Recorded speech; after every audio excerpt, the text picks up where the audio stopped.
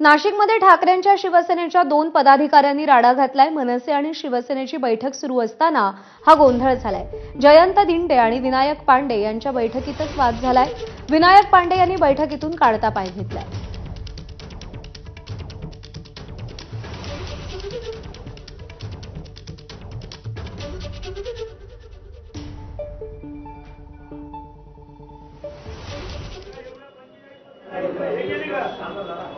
माझ्या या बोलण्यापुढे जर कमी जास्ती काही झाला असेल तर मी क्षमा मागतो।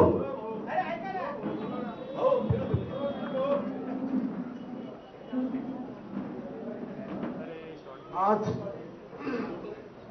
या ठिकाणी आणि मुकुल कुलकर्णी आपले प्रतिनिधी सध्या आपल्या सोबत आहेत। मुकुल, नेत्यांचे सूर जुळत असतानाच कार्यकर्त्यांचे सुद्धा सूर जुळतायत असं काहीसं आशावादी चित्र होतं, पण या बैठकीत नेमकं बिनसलं कशावरून?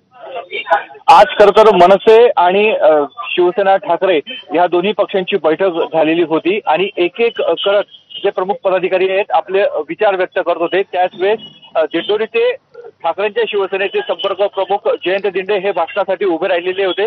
त्यांनी भाषणाच्या शेवटी विधानसभा निवडणुकीचं त्यांनी स्वतःचे अनुमान मांडले आणि त्यामध्ये नाशिक मध्यमधनं वसंत गीते यांचा पराभव झाला। मात्र तो पराभव एमडी ट्रस्टचा मुद्दा नीट आपण हाताळला नाही, तो मुद्दा जर प्रचारात घेतला नसता तर आपला विजय झाला असता, अशा स्वरूपाचे वक्तव्य केलं।